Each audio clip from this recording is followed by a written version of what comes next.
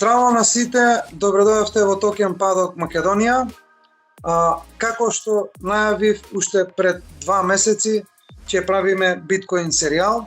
Веќе почнавме да го правиме тој биткоин серијал. Денес сме моментално на третата епизода. Третата е со ваквиот биткоин серијал да може да се едуцира и да се информира за сите позитивни работи и за сите опции од сите гледишта за биткоин. Исто така, ние тука во Македонија, па и во Балканот, немаме ваков тип на серијал, каде што би го објаснувал биткоин од сите гледни страни. Така да тоа беше исто така мотив плюс за да се направи овој биткоин серијал. Вечерва сме на третата епизода од овој биткоин серијал.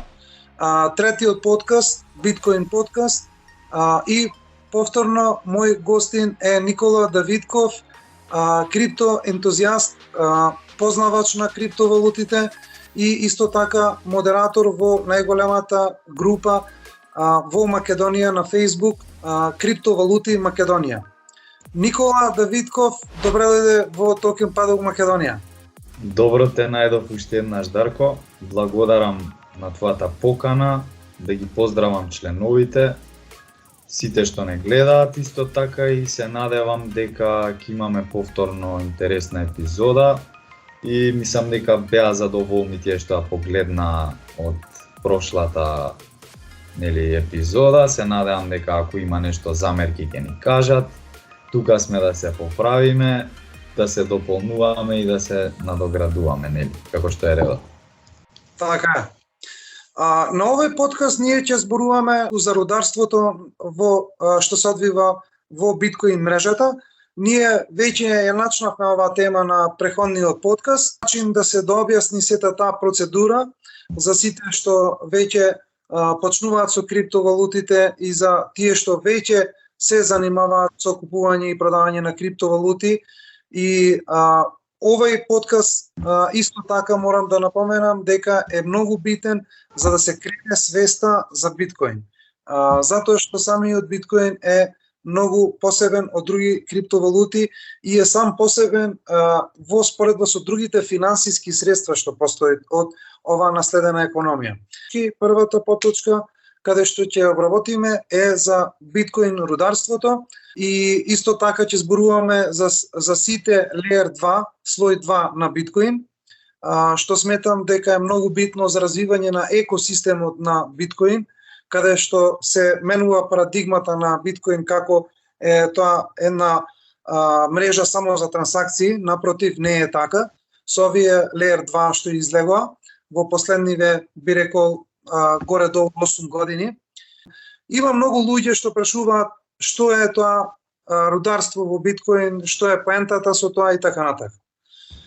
Најглавното што секој еден треба да го знае дека тој майнинг процес, тој процес на рударење внатре во мрежата на биткоин е од суштинско значење затоа што фактички тие рудари што работат на мрежата, тие фактички одржаваат мрежата. И затоа тие се наградени со блок на награди после секое майнирање. Исто така, покрај тоа што е чуваа мрежата да биде сигурна, тоа што самиот биткоин, блокчейн, е отворен протокол, да може секој еден да учествува во него, тоа дава исто така една децентрализирана слика и тоа значи дека секој од секаде може да се приклучи на биткоин мрежата и може да майнира биткоин. Никола, ова беше мојот краток вовед за рударење во биткоин. Ќе те замолам ако сакаш да почнеш со тоа накратко, во најопшти црти да се објасни што е тоа рударство во биткоин и зошто е битно, па после малку можеме и да навлеземе во техничкиот дел. Исто така би сакал да поразговараме за овие што се еколошки грижи, наводно за биткоин, дека тоа многу се трошело енергија и така натака. Па исто така ќе подискутираме во врска за рударството и за тоа. Повели Никола.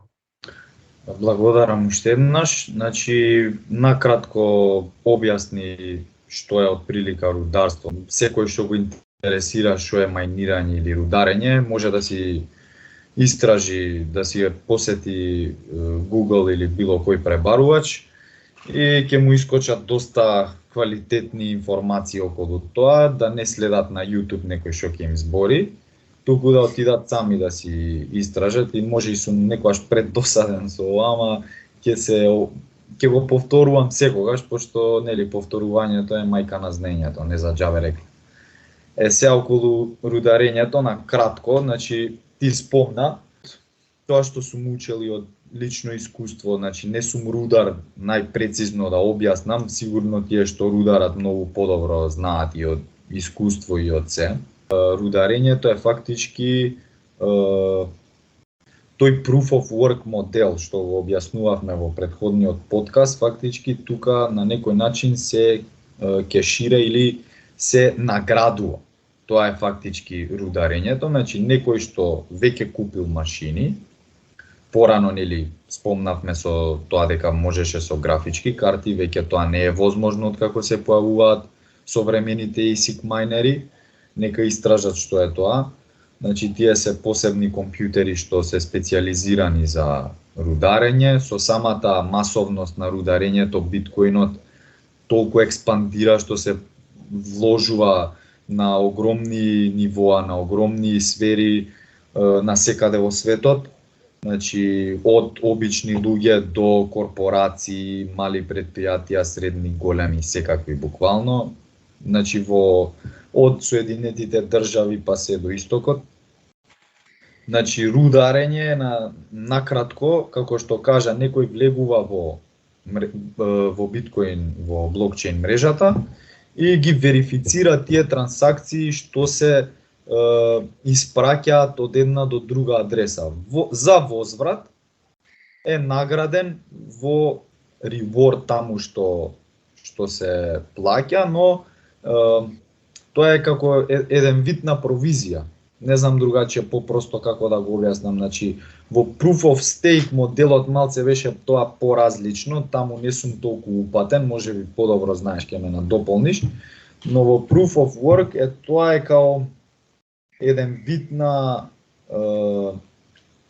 распоредено спрема мајнерите, блокот се знае секој колку е, моментално е 6.25, нели, разговаравме околу тоа, и сега тој се распоредува паралелно во сооднос на сите верификувачи или мајнери. Сега тој што ќе направи повеќе, претпоставувам, што ќе вложи повеќе, ќе добие повеќе реворди и обратно. Така да тука се додаваат, има во зависност од тоа кој протокол се користи, дали е legacy адреса, дали е segwit адреса, дали е на Lightning. Значи на Lightning нема физ, таму сигурно тоа е алгоритамски средено и секако ќе навлеземе понатака за сите тие полемики околу рударењето, веќе што ги напоменавме на кратко и во прошлиот подкаст. И нели као што спомна со самите тие шпекулации, манипулации што им перат мозок на луѓе околу тоа, нели, дека не бил еколошки ефикасен и така дале и така дале. Јас би се надоврзал тука за мајнирањето, сакав во кратки црти да го објаснам тој процес. Слободно. Пример, сега јас сакам да ти пратам тебе биткоин, без разлика која вредност. Се иницира таа трансакција, пример од моја страна, таа трансакција треба тие што се мајнери, нодови или јазли на македонски, тие добиваат сигнал дека веќе има иницирано трансакција што треба да се екзекутира. Додека се случува тој процес, трансакциите од нашата трансакција и трансакциите од други луѓе што веќе прават трансакции на биткоин мрежата, тие трансакции се полнат во еден блок. А тој блок изнесува 1 мегабајт. Тој блок се додава на секој 10 минути. Како што правиме ние трансакции? Тие трансакции го полнат блокот. И кога ќе се потполни блокот, односно кога ќе дојде неговиот капацитет од 1 мегабајт, тој блок се затвора. И тој блок се додава на веќе постоечкиот синџир на блокови. И затоа од тука иде името блокчейн, односно блок синџир на македонски кажано. Како што се додава блокот во самиот блок синџир, тој останува линеарно, временски линеарно, како што е од сегашна појдовна точка па натака во иднина. Што значи дека не може да има никакви измени во преходните блокови што се направени. Исто така, за сигурноста на блокчейн, на биткоин блокчейн, после секој блок која ќе се формира и пред да се додаде, веќе има свој идентитет, хаш идентитет што се додава и фактички тој идентитет, таа бројка се додава исто така е поврзана со преходниот блок.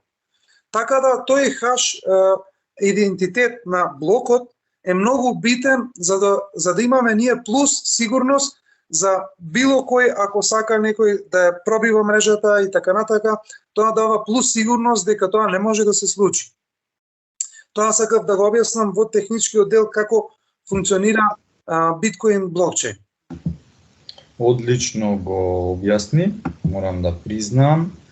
И тука само сакав да додадам, значи претпоставувам дека малце луѓе го знаат тоа, порано кога си има појавено, значи биткоинот, не можеле да се додаваат трансакции во повеќе трансакции во еден блок, ако не се лажам со Segwit или со некој друг софт форк, тоа е од страна на девелоперите понатаму решено и фактички многу го леснува на некој начин тој блок стои и додека не се испунат сите трансакции во зависност од, значи може да бидат во различно време, тоа сакам да кажам, некои доаѓаат од после, некои се претходно и кога ќе се исполни, нели се комплетира блокот, доаѓа следен.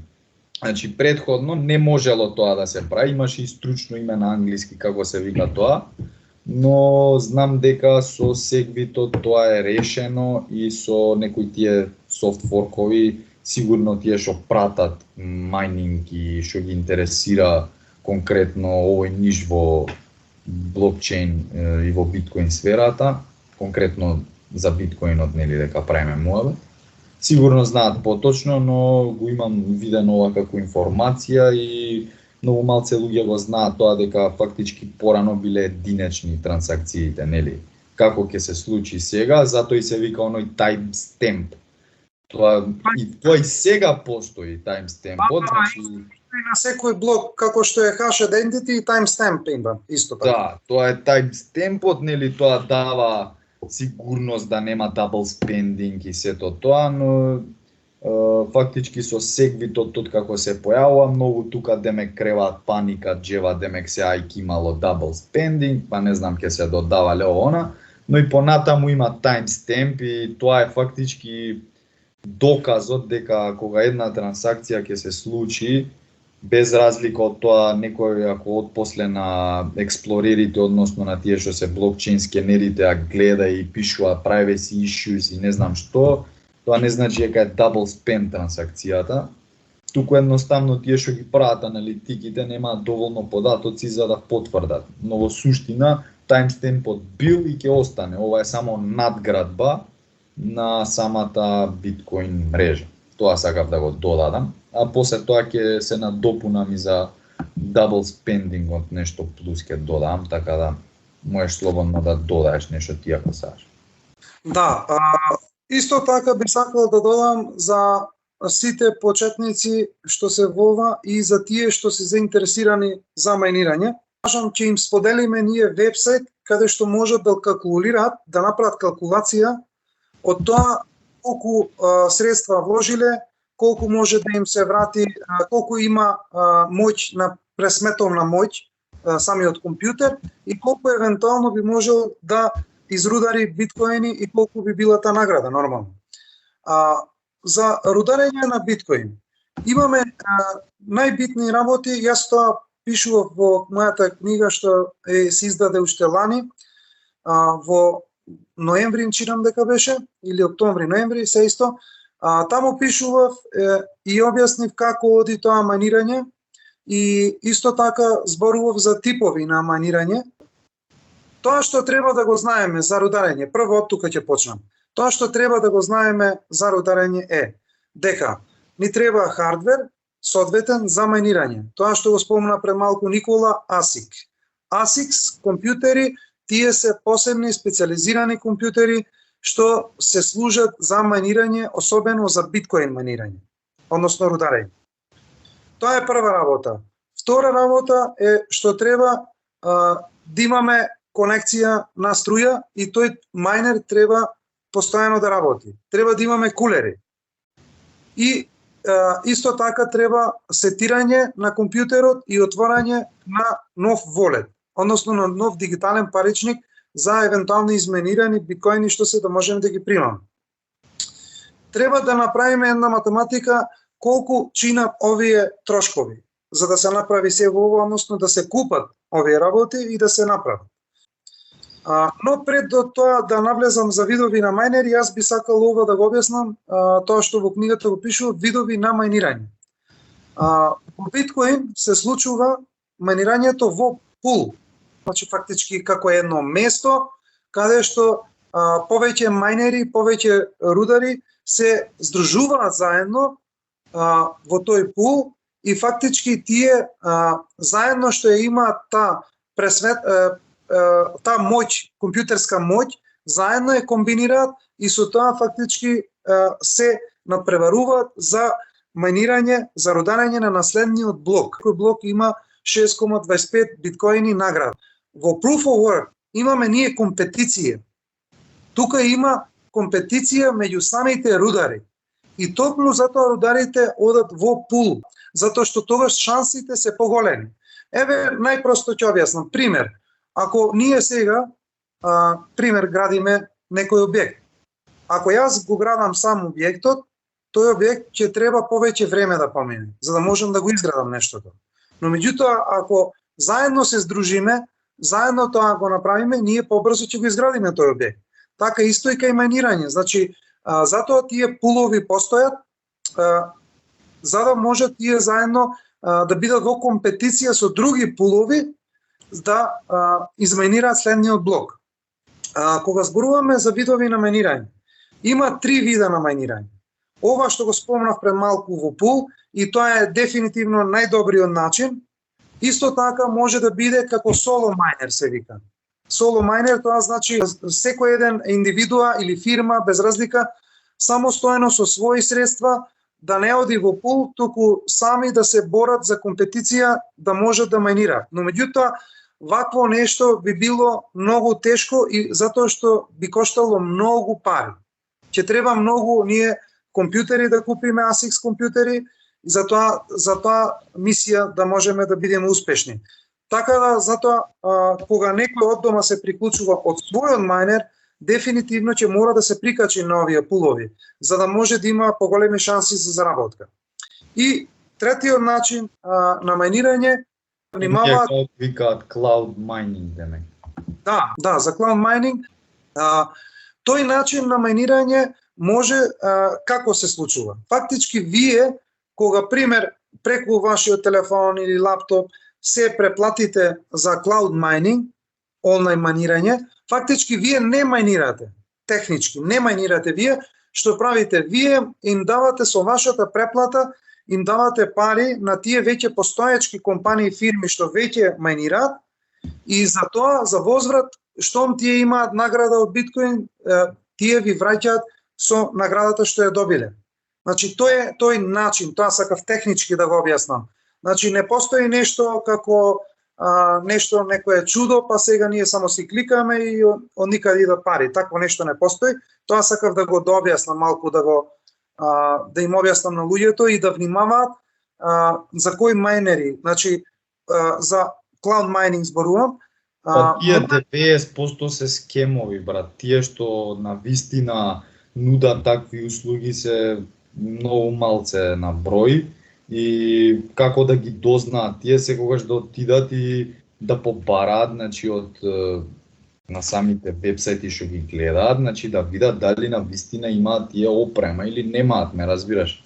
Најчесто тие што се веродостојни, имаат и поддршка од некои институции во државата и слично. Ако некој нешто ти гарантира, а нема доказ за тоа, е скем. Да.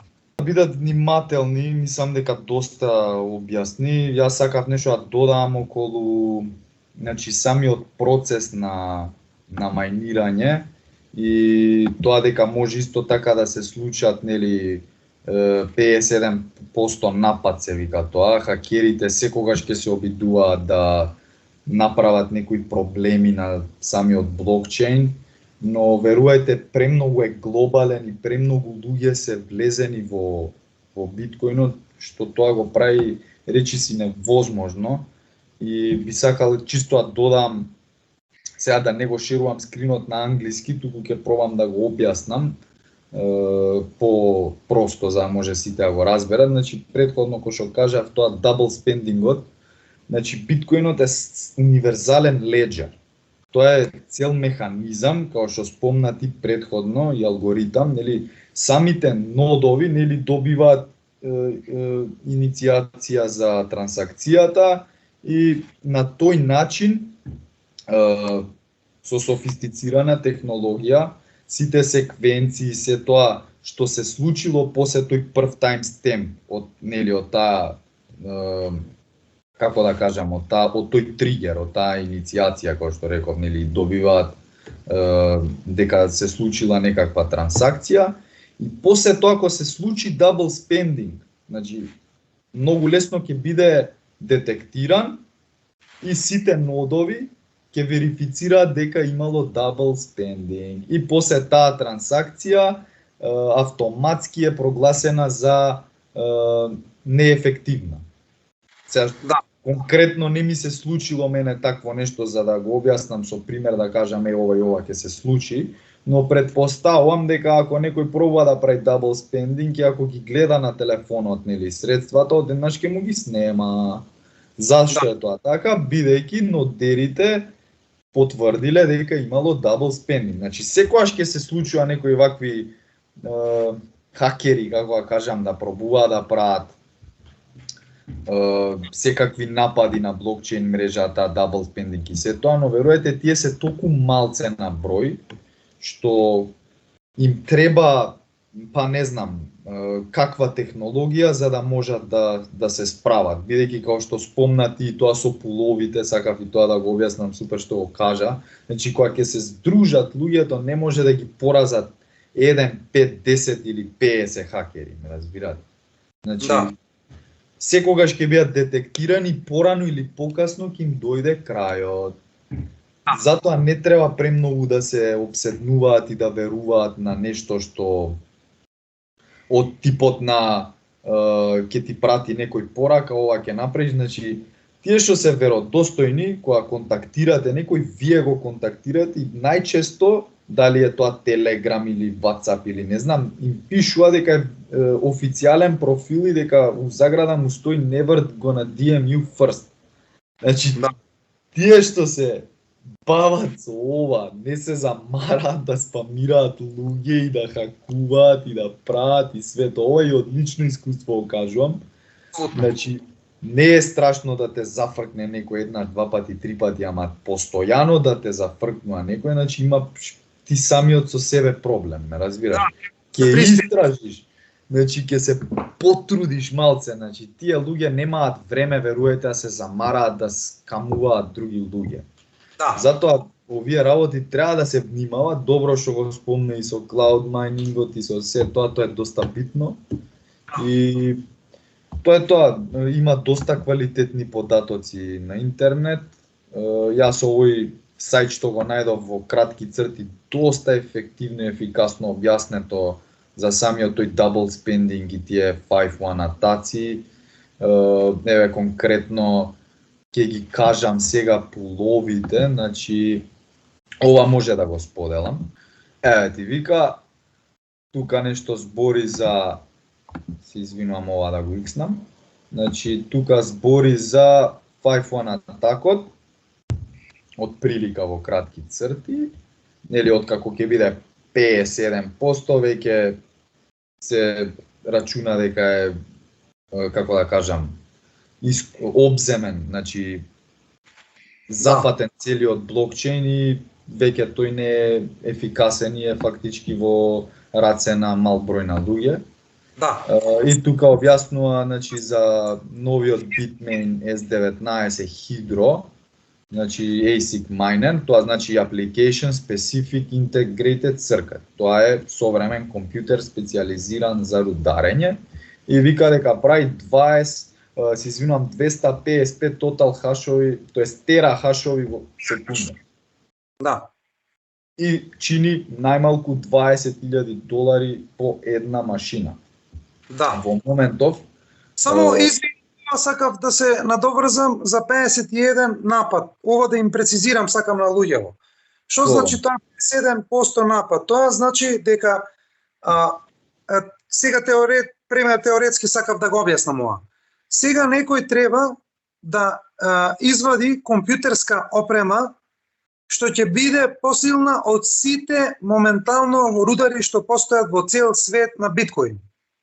Фактички некој треба, трето лице, фирма, било кој, треба буквално да има повеќе компјутерска сила од веќе постоечките рудари што постојат на биткоин блокчейн. Така да тоа е скоро и невозможно. Теоретски е возможно, меѓутоа практично е невозможно. Тоа сакав да прецизирам. Продолжи, Нико. Така, одлично што го напомена. Овдека еве чисто може да видат за атакот на Етериум, што се има случено во јули 2020 година. Значи, кој ден точно е преземен блокчейнот и официјално тогаш беше прогласен Етериум за хакиран. Значи, тука сигурно се умешани некои централни сили, ако не се лажам, мислам централизирани сили, се извинувам, и мислам дека на биткоинот му се нема случено 51%. Не, значи, добро сум забележал, може би некој објавувале, но тоа се лажни вести. Значи, еве во Foundry USA моментално држи околу 24% од хашрейт, а Npool има 18% од прилика и потоа следи Binance Poolот со 15%. Ако не се лажам, гледав негде податоци, значи независните мајнери, после ќе ја споделам статијава, ќе ја атам како линк, па слободно можеш да извадиш од таму или да им ја дадеш како линк да може да ја прочитаат. Ако не се лажам, независните мајнери имаат негде околу 5% се застапени во сооднос од другите пулови. Тоа сакам да додам, така да мислам дека од прилика бевме прецизни и јасни. Да.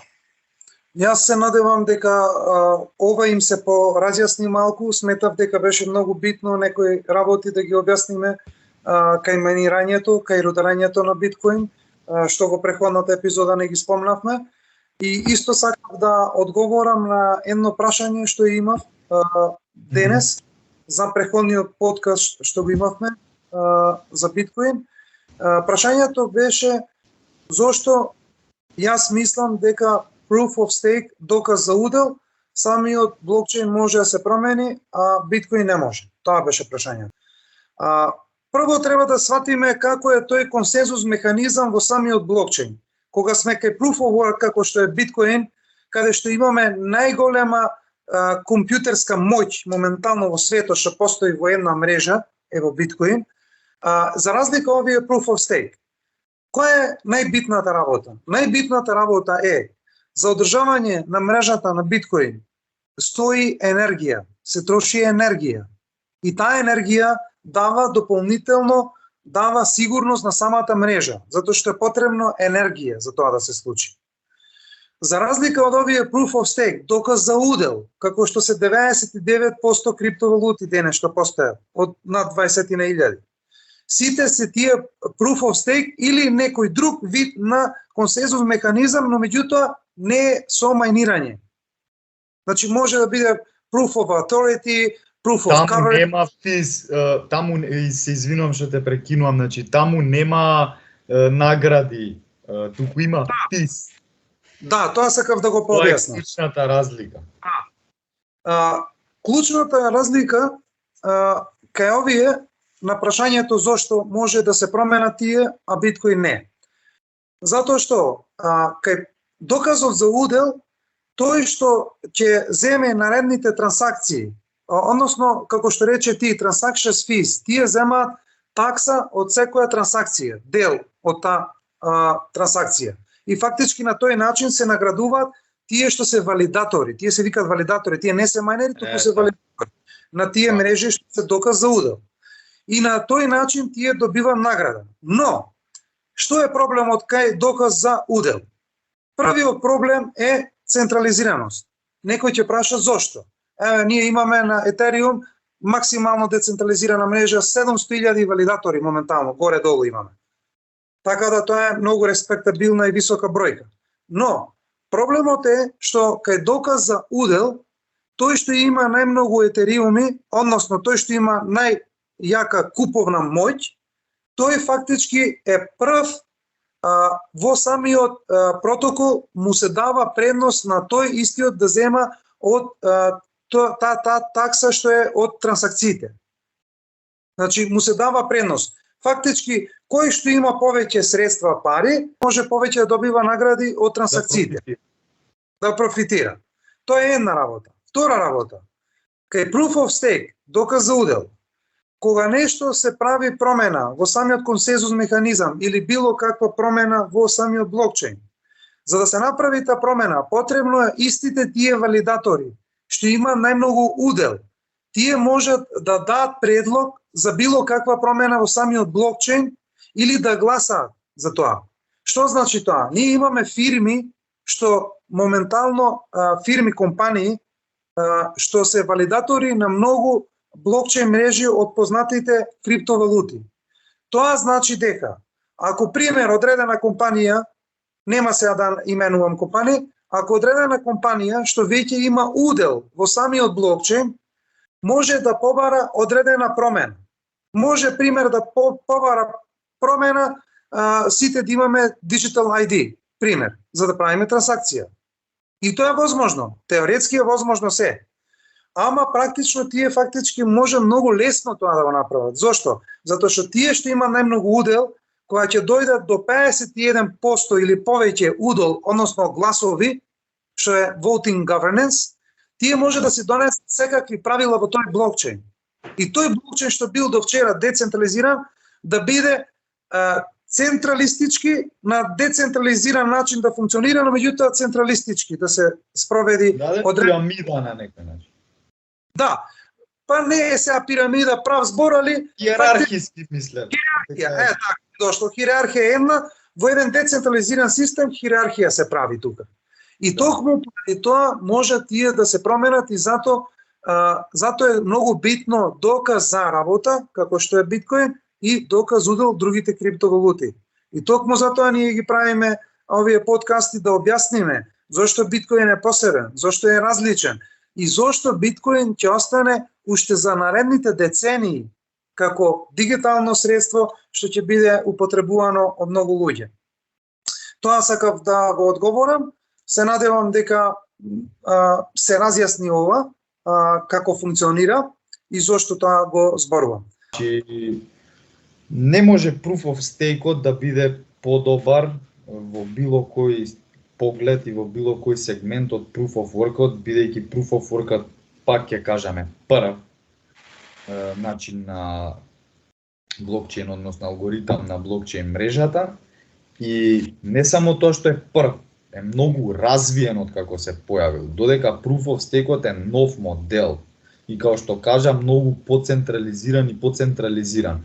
Доколку е, не викам дека е скроз централизиран, но оди натаму, но доколку е микс од нови некои delegated proof of work, па не знам, proof of work, proof of stake и се комплет, тие блокчейни се многу по-напредни, по-веродостојни, додека самиот модел, како ги ставиме proof of work и proof of stake, каде proof of work е подобар. Ја не викам дека proof of stake пример може побрз во во одредени делови, пример за праќање или за нешто, но биткоинот толку има напреднато што може да се јаде и со тоа.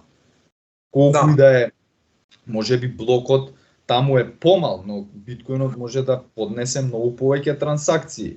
Ќе збориме после околу Lightning-от, нели? Така да, нека ги истражат тие работи, верувам дека ќе дојдат до многу информации, постручно им го објасните. И јас сакам само уште да додадам дека околу мајнирањево, значи премногу може се задржавме, но сметам дека ова треба да се каже. Како што кажа, енергија е во прашање. Како што имате вие дома мерач за струја и ви кажува колку киловат часови трошите на час, колку киловати е телевизорот, било кој, тоест колку вати е телевизорот, било кој уред, значи се тоа е математички пресметано. Истото е и со хардверот, односно уредите што ги приклучувате на самиот пул за мајнирање. Тука самиот пул ќе ти направи калкулација колку вати ти е, не знам, целиот, ако збориме за ASIC, ќе ти каже ASIC мајнерите колку вати ти се, во зависност од тоа колку ASIC мајнери имаш, додатни приклучоци за напон и се тоа, и тоа исто има ватажа. И според целата таа ватажа, во киловат часови се пресметува кога ватите ќе ги помножиш по цената на струја, часови, по колку часови е активно и го делиш со 1000. И тогаш ќе ти каже колку е моќта на твојот уред за рударење. Значи така се пресметува. Има и сега и други пресметки во, нели, има и онлайн сајтови што даваат детална пресметка на кој апарат, на кој компјутер би го зел за мајнирање и според цената на струјата да ти направи одредена калкулација. Да, значи има многу, значи генерално киловат на час е најуниверзалниот. Тоа сакав да кажам, но ова е универзалниот и тука и кај нас самата струја која се прави пресметки на истиот начин се пресметува. Значи што сакам да кажам, дека вложена е еден вид енергија и труд и направен е влог, значи направена е некаква иницијална почетна инвестиција каде што ти си потрошил време, труд, пари, енергија за да во одреден период понатаму, со текот на времето, дојдеш до еден вид на повраток од таа инвестиција. Затоа proof of work-от е доминантен и според мене секогаш и ќе биде. Значи, можеби ќе се појават некои миксови на proof of work, proof of stake, delegated proof of work, proof of authority, не знам какви миксови, и во понатаму можеби ќе се појави некој понапреден, побрз, пософистициран блокчейн со текот на времето, но сметам дека биткоинот ќе остане еден и единствен и предпознатлив по она што е. И мислам дека нема никогаш да има конкуренција. Сметав дека ова околу начинот на пресметката треба да го знаат, бидејќи оние што рударат ги пресметуваат овие работи и многу луѓе се бунат како ќе најдеме сега колку ова прави, па тоа е све лажно, па значи не е лажно, вистинска енергија се троши, вистински се смета, се тоа може да се пресмета, има во денешно време калкулатори, најпросто може да се израчуна самата моќност, ватажа, напон и сите тие единици пресметкови. Околу тоа сакав малку да се... Да, супер, јас ќе се надоврзам на ова што го кажа ти, за мајнирањето, математиката што викаме, дали се исплаќа или не се исплаќа. Јас лично не мајнирам и не сум мајнирал. Зошто? Само ради една причина. Затоа што во Македонија тука немаме доволно сончеви денови за да можам јас да мајнирам од извор на обновлива енергија. Тоа е најбитната работа зошто лично јас не мајнирам. Затоа што кога ќе ја направим математиката, струјата оди се нагоре и нагоре во цената. Колку што сум запознаен сега во Македонија, воведоа еден друг начин на тарифирање, колку повеќе трошиш, толку поскапа струјата станува. Да. Така тие работи мора да се зема за предвид. Многу ми е мене фасцинантно што многу луѓе тука во Македонија, конкретно за Македонија зборувам, пред да се запознаат со крипто светот, пред да го разберат што е и како функционира, тие сакат да мајнираат. Јас тоа го наоѓам многу фасцинантно за мене, тоа е многу фасцинантно. Затоа што еве една проста математика, ова ќе бидат од прилика бројки, затоа што го немам калкулаторот пред мене, не ми е пресметано, но меѓутоа од прилика, ако заеме сега еден ASIC майнер, што од прилика би коштал негде 12-15 $1,000 за мајнерот, башка додатни работи, горе-долу негде 17 $1,000. Тоа сакав да... Тоа е окей, знаеш што е, јас што го наоѓам као проблематика, ај тие пак е некој профит. Знаеш што е проблемот? Сакав да докажам, извини, само сакав да докажам. Зошто е тоа погрешно, сега ќе ти кажам. Затоа што јас сум инвеститор. Јас сум цел живот инвеститор. Јас секогаш правам калкулација што да вложам и зошто да вложам и колку може евентуално поврат да ми даде и кој е ризикот за јас да изгубам евентуално. И јас тоа сум го направил, затоа јас не мајни брат, ме разбираш? Еве зошто, само сакав ово да прецизирам. Зошто не мајнирам? Како што реков, $150, еве да одиме на ова цена, горе-долу.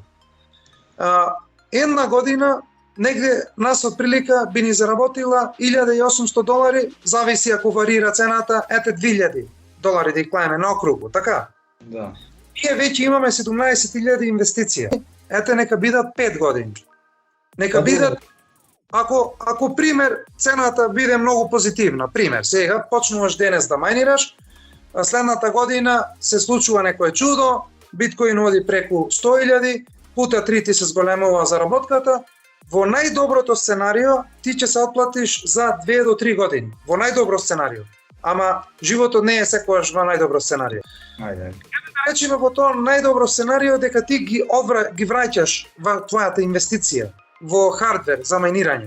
Со ја би рекол можеби basic е ова, ако одиме. И сега фактички 3 години да ја вратиме инвестицијата. А ако јас инвестирам денес како што е bear market, без разлика дали дополнително цената ќе падне, без разлика, да чекам 3 години. Јас сум сигурен дека за 3 години јас ќе бидам барем во најлошо сценарио 300% заработка. Во споредба со мајнеров што веќе сум ги дал парите и ми треба мене 3 години да ги повратам парите, ако е се супер, зборуваме. Ме разбираш? Тоа сакав да го прецизирам зошто мајнинг, јас не сум за мајнинг лично. Брата бе, тоа не е за мали играчи, бе. Ја тоа сакав да го кажам. Значи се ова со пресметкиве што го правиш окей, во моменталната ситуација, тоа на времето кога си можел да влезеш да бидеш мајнер е поминато. Значи сега ако сакаш да си мајнер, убаво кажа ти мора да гледаш на 10 години унапред. Не можеш ти, ја тука го гледам проблемот кај мајнерите, брат. Они знаеш што прават, значи они вложуваат, како го зима профитот одма го продава. Тоа им е првата грешка. Значи ако веќе си мајнер, ти не смееш да се селаутнеш у следните, убаво кажам, еве 10 може претера, 5 години минимум не смееш да продаеш, бе брат. Ако идеш со тој чекор, јас затоа не сум мајнер. Не знам за понатаму, ако станам некој голем играч, можеби ќе бидам мајнер. Но, како инвеститор, дефинитивно се сложувам со ова што го каже и сметам дека многу мајнери не го сваќаат тоа. Ја гледаат малата слика, не размислуваат надвор од кутијата и се ја ги разбирам, значи они треба сметки да платат едно друго, ама ти ако веќе си отишол со тој чекор си требал претходно да мислиш како ќе ги покриеш сите тие работи. Не можеш ти да продаваш постојано. Значи спомнати трошоците се растечки многу, енормни се зголемуваат сите тие работи. Има позитивни примери во светот, што ние не мораме топла вода да измислуваме, само да ги копираме и да ги примениме овде и бидеме многу поуспешни. А како може тоа се направи? Слободна економска зона, брат. Кога ќе направиш ти слободна економска зона и кога државата ќе се вложи во тој проект да финансира, тогаш сите ќе бидат win-win ситуација. И тие што рударат и државата и самиот пазар, целата економија. Значи сите ќе бидат во еден вид на профит. Значи напред ќе одат. Само на тој начин се исплати да се профитира во ваква состојба денешна економска од рударење. Дури ни обновливата енергија со помош на сонцето не може да биде ефикасна. Некои можеби ќе имаат реплики на ова што го зборам, но сум убеден дека не може ни со обновлива енергија да се постигне кај нас во Македонија, правам муабет.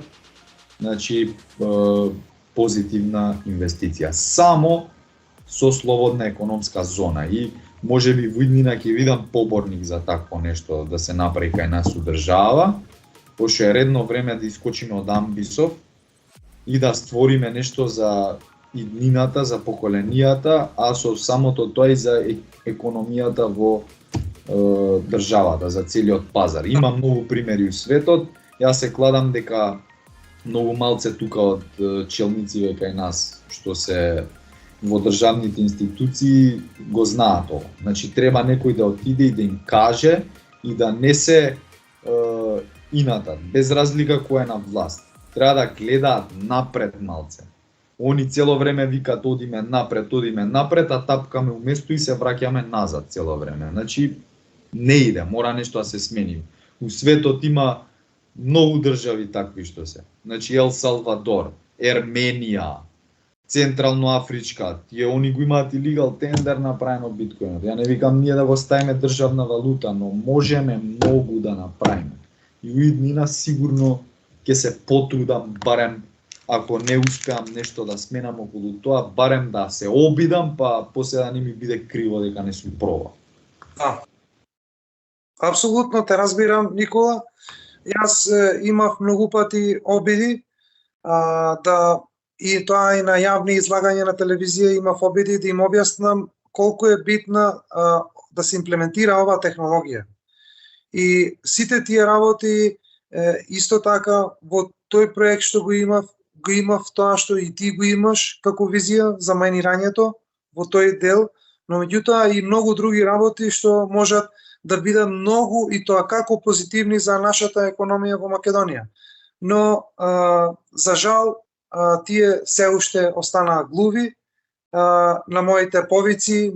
Јас ги повикав и им кажав јавно дека јас стојам на располагање со моја експертиза да им помогнам, да им дам идеи, сето тоа да го направам бесплатно за Македонија.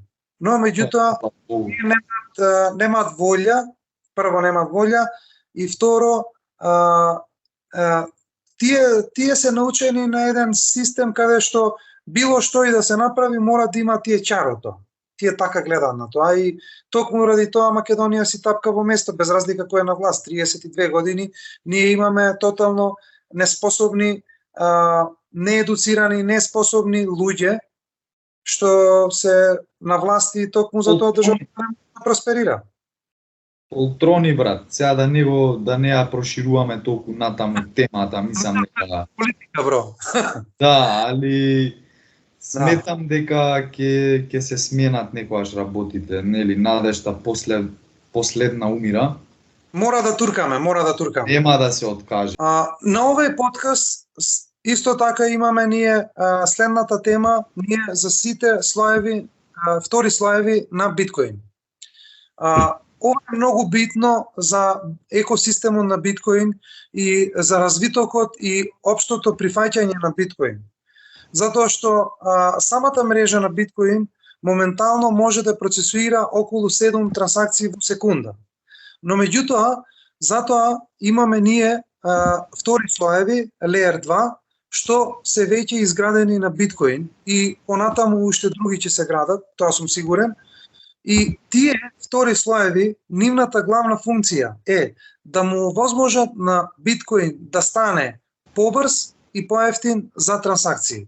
Но исто така имаме ние втори слоеви што даваат функционалност на паметни договори, тоа што во блокчейн на биткоин во мејнетот нема таква функционалност, но меѓутоа овие Layer 2 му е дава таа функционалност. И затоа ние имаме денешно време имаме и NFT колекции што се на Layer 2, на Stacks Layer 2, втор слој на биткоин.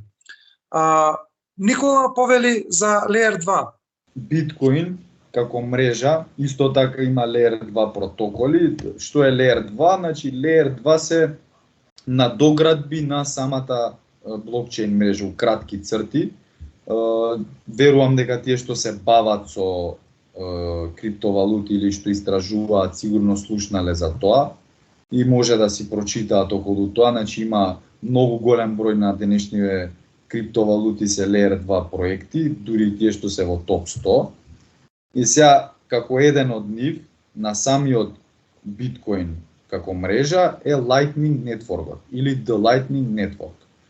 Тоа е исто така, значи Layer 2 протокол, кој што во суштина овозможува инстантни микроплаќања.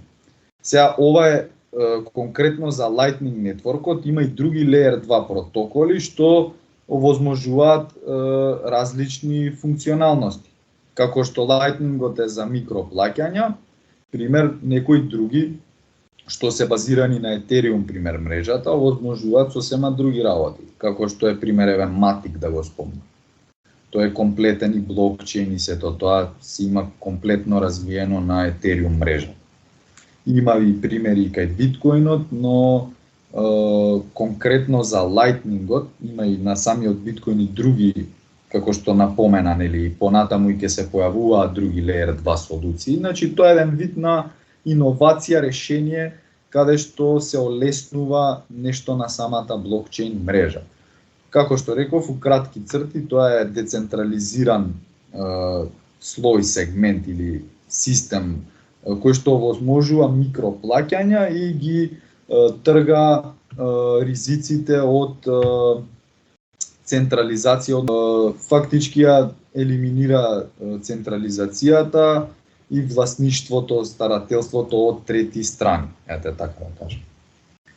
Значи, тоа е многу поскалабилно решение, како што реков пак, овозможува инстантни плаќања во мали суми, на мене тоа е за мали суми, стигаат во дел од секундата буквално на секаде во светот, потребен ти е само интернет и сигурна конекција, за најмногу од, да речеме, 10 минути до 1 час, во зависност од тоа колку е во тој момент преокупирана мрежата и каде се наоѓаш во светот, се тоа максимум за 1 час е решено. Најверојатно самите апликации се толку напредни што ти средствата ќе ги добиеш, но додека се потврди целата трансакција, треба да помине најмногу 1 час за да биде комплетно финализиран. Тоа го решава проблемот на скалабилност на биткоин, што го тупеа со години дека не бил скалабилен.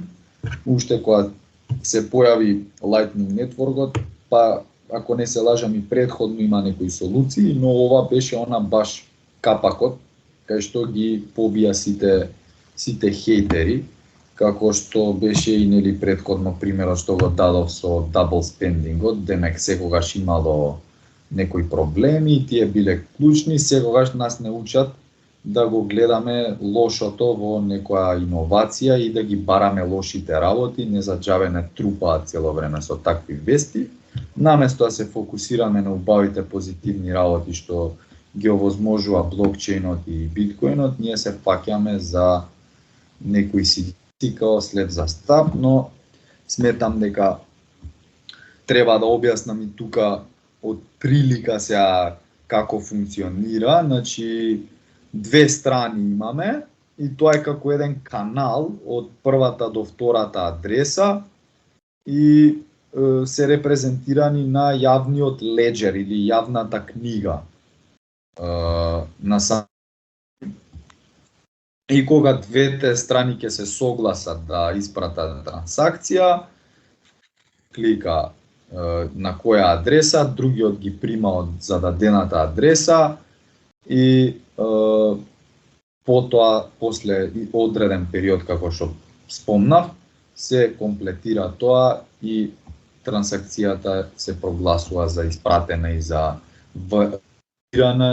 верифицирана и конфирмирана. Тоа од прилика. Сега чисто ќе им кажам дека може повеќе да погледнат за Lightning Network на lightning.network, каде што има некои си 6 до 7 документи од во кратки црти до цели white paperi или бели книги. Значи буквално сите информации поврзани со Lightning Network на lightning.network, каде што има некои си 6 до 7 документи од во кратки црти до цели white paperi или бели книги. Значи буквално сите информации поврзани со Lightning Network и сигурен сум дека ќе најдат доста интересни ствари. Сега би ти отстапил збор да додадеш што имаш. Буквално за почетник, да ги разбере што е Layer 2. Да замислиме дека сега се наоѓаме во ресторан и сме неколку луѓе на маса, да речеме 10 луѓе сме. И сите порачуваме нешто за пиење за едење, нели? И на крајот треба да дојде келнерот и треба да наплати. Келнерот ние треба да му платиме, ама секој посебно му плаќа. И келнерот треба на секој посебно да му враќа кусур, да наплатува и да враќа кусур, нели? Во тој процес. И тоа би траело повеќе време. Но, замисли сега некој од масата да има и да каже јас ќе ја платам сметката, јас ќе ги земам овие сите трансакции што треба сега ти како келнер да ги утврдуваш еден по еден, јас сега ќе ти во една сметка ќе ми ги ставиш сите нивни сметки и јас ќе ти платам. И келнерот фактички наместо да се замара еден по еден да ни наплаќа на сите поединечно, ќе наплати само ке еден. Тоа е слој 2. Најпросто кажано. Значи слојот 2 зема дел од трансакциите во тој слој 1 во постоечкиот блокчейн и фактички му помага од тие што веќе се трансакции во самиот блокчейн, зема од тие трансакции, ги преработува и после ги враќа назад за валидизирање на главната мрежа. Тоа прават Layer 2. Тоа би било наједноставно објаснување за Layer 2, слој 2. Што е тоа и што представува. Кај Биткоин ние веќе имаме неколку Layer 2, слој 2 солуции, што му помагаат на Биткоин во процесирањето на трансакции, но меѓутоа му дават една друга димензија на Биткоин во смисла со помошта на паметни договори, затоа што имаме дел од овие мрежи како втори слоеви на Биткоин што има функционалност и на паметни мрежи. Lightning Network, што ја спомна, најпозната мрежа, тие немаат функционалност на смарт контракс, но меѓутоа нивната поента не е ни да има такво нешто. Поентата на Lightning Network е да има брзи и најевтини трансакции што е возможно. Инаку, според официјални статистики, Lightning Network е побрза од Visa некаде за 3 пати. Visa моментално во трансакции во секунда може да обработи 20 до 24.000 трансакции во секунда. Lightning Network може да обработи, бројката е некаде околу 65.000 трансакции во секунда. Така да, кога ги гледаме овие параметри, гледаме дека Lightning Network фактички е побрза. И затоа кога некој денешно време што не е запознаен, не изучува за овие работи и за криптосветот, велат дека Биткоин бил спор. Да, Mainnet Биткоин е спор, но меѓутоа затоа постојат овие солуции на втори слоеви за да направат да биде и брз. Исто така, кога програмерите прават одреден блокчейн и тие имаат една трилема, и таа се вика блокчейн трилема. Таа блокчейн трилема се содржи од 3 главни елементи, а тоа е децентрализација, сигурност и брзина. Кога програмерите прават блокчейн, треба тие можат само 2 функционалности да да ги имплементираат во самиот блокчейн. Не може да и биде сите тие три функционалности. И затоа се вика блокчейн трилема. Во случајот на биткоин, на етериум, нивната трилема е многу јасно дефинирана. Децентрализација, сигурност. Тие се одлучиле на тие две работи пред брзината. И затоа тие, наместо да се променат во самиот начин на функционирање, тие додаваат втори слоеви на самата постоечка мрежа, затоа што тие не сакаат да изгубат од децентрализираноста на мрежата и од сигурноста на мрежата. И затоа ги додаваат овие втори слоеви. Инаку, кога веќе зборуваме за биткоин, има и други слои 2 мрежи на биткоин, не се многу популарни во мејнстримот, ќе ги наброиме. Liquid Network. Ова, чинам дека ова е направена некаде од пред 5-6 години, можеби и повеќе, и тоа функционира како sidechain, како страничен синџир на биткоин, бират технички како функционира. Фактички биткоинот од главната мрежа не функционира истиот тој биткоин во другата мрежа. Туку како се случуваат овие трансакции? Овие Layer 2, втори слоеви на биткоин, немаат свој токен, не сите, некои имаат свој токен, но меѓутоа повеќето тој што го имаат е фактички базиран на биткоин. И фактички пример, во овај пример како што е Liquid Network, имаат своја адреса каде што се праќаат одредени биткоини и тие имаат LBTC. LBTC имаат на својот токен. Колку што има биткоини, толку презентираат во LBTC токени. Фактички, исто како да речеме stablecoins, колку што имаш долари, толку stablecoins токени можеш да пуштиш. Не можеш ти да пуштиш бескрајно многу, така и тука.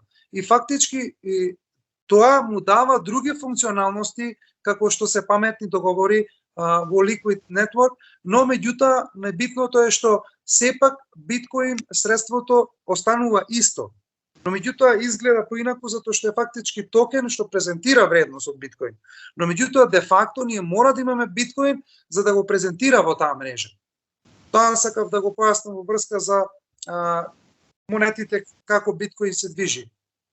Исто така друга втор слој познат на биткоин е Rootstock. Скратено RSK, Rootstock. Тие се од, чинам дека се од првите Layer 2 формирани во 2014 година, и поентата нивна е исто така да додаат паметни договори за биткоин. И фактички исто тие се како sidechain, како страничен синџир, функционираат на сличен начин како што спомнав за Liquid Network, и тие на тој начин го имаат своето средство, односно својата монета, што е фактички базирана на биткоин. И на тој начин тие имаат RBTC, така се пишува нивниот коин што оди во мрежата, но меѓутоа тој де факто мора да е покриен од вистински биткоин. И тие градат DeFi протоколи, NFT платформи и така натака. Исто така помалку познати Layer 2 се DriveChain, од 2017 постојат, и исто така State Chains се вика. Тие не се многу познати. Исто така имаме OmniLayer се вика. Тие релативно не се многу познати и не се мејнстрим популарни, но меѓутоа таа што е многу популарна во последно време особено е Stacks.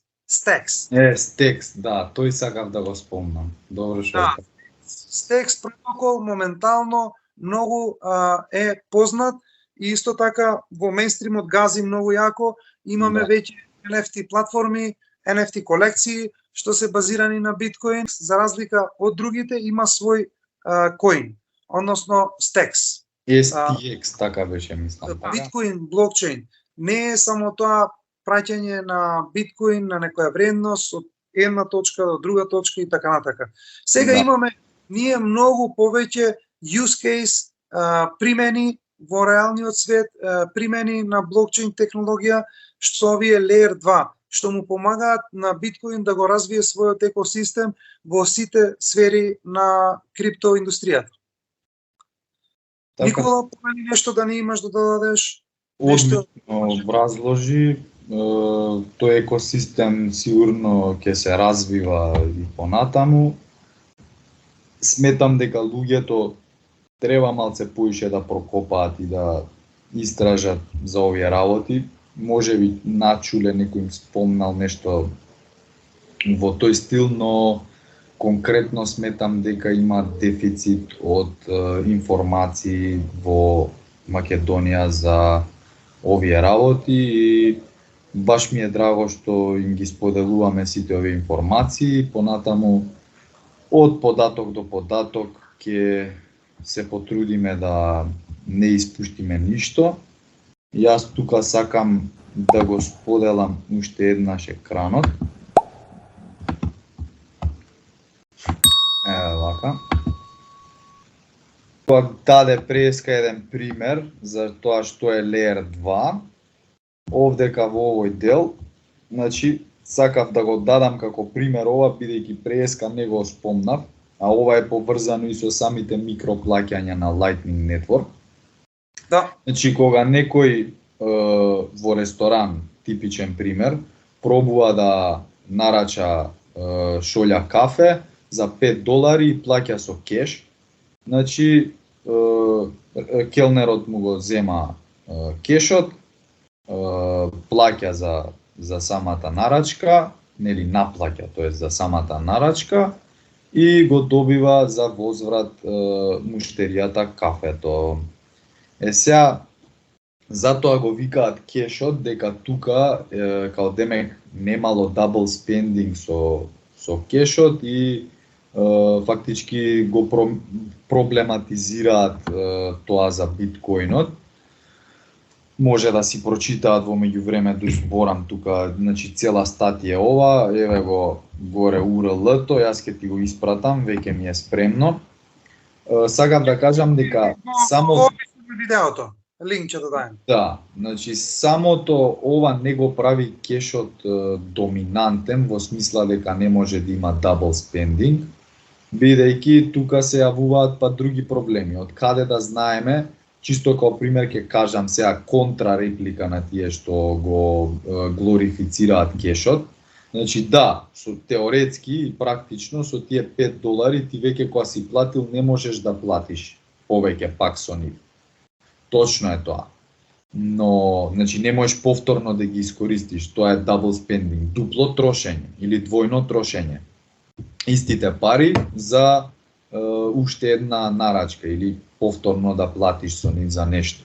Тоа теоретски и практично не е возможно, но со кешот се јавуваат други проблеми. Значи, од кај да знаеме дека, пример, ти тоа што си го платил, си го добил кој што треба, прва работа. Дали ако го вратиш, ќе ти дадат, пример, ако не си задоволен од тоа што ти го добил, дали што си го добил, дали повторно ќе ти дадат, нели? Тоа е еден проблем. Многу пати сум се нашол во вакви проблематики, затоа сакам да ги споменам од лично искуство, тоа е една работа. Друга работа е со тој кеш што наплатил, значи келнерот.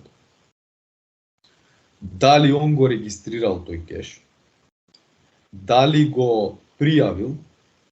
Дали, како што се тврди, наплатил данок за тоа и дали ти дал фискална сметка и не знам, сите тие работи.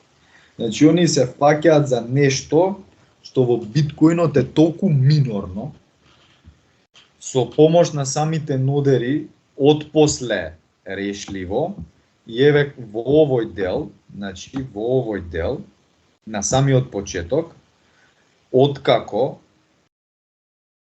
значи ќе се верифицира таа трансакција, еве како може значи во double spending, еве вика two way to process a transaction.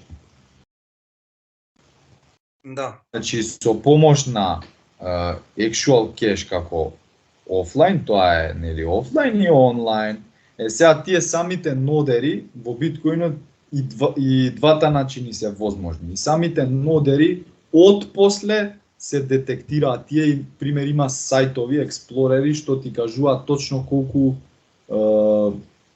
double spending трансакции има во, чинам дека на еден ден, или не е битно на колку го смета.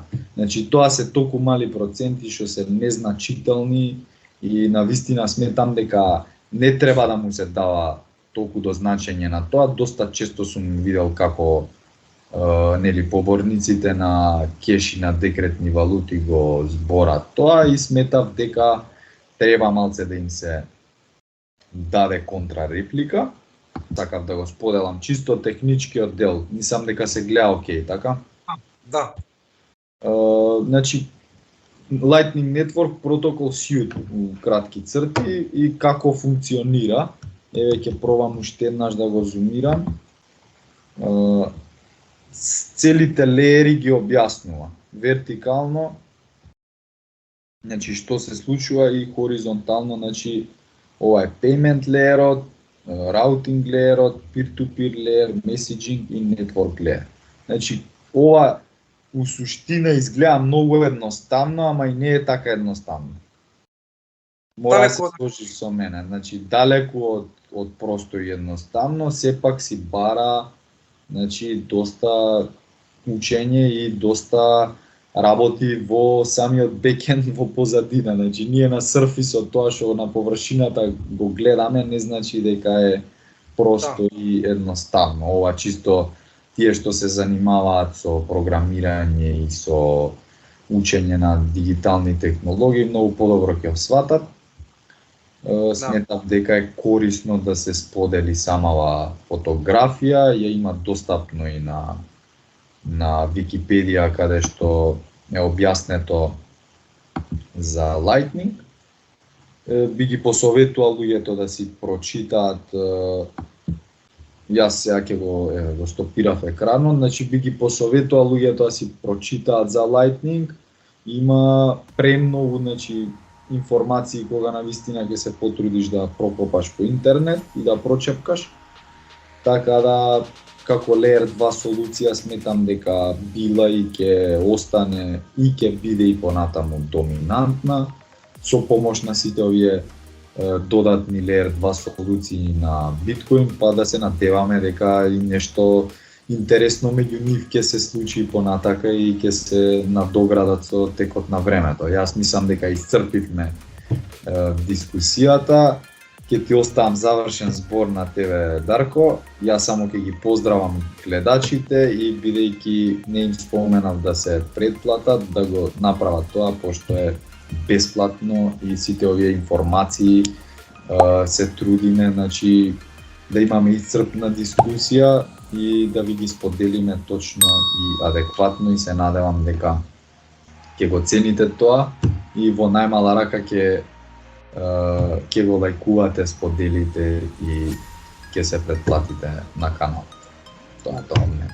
Поздрав и секое добро до гледачите. Така, фала ти, Никола, за твоето гостување. Баш ми е многу мило, задоволство и чест што тука си нови подкасти. Ќе продолжиме секако со нови подкасти. Поентата е да се направи серијал на подкаст епизоди за биткоин, за да се објасни сите начини на функционирање и да се разгледа биткоин како финансиско средство од сите можни аспекти. За да можеме сите подобро да разбереме зошто биткоин е посебен и уникатен. Се надевам дека ви се допадна и ова епизода и продолжете да не следите. Кликнете на претплата, subscribe, за да можете да ги следите наредните видеа, наредните апдети, да бидете во тек со нашите нови видеа и со нашата работа. Поздрав до токен падок заедницата и сите крипто ентузијасти.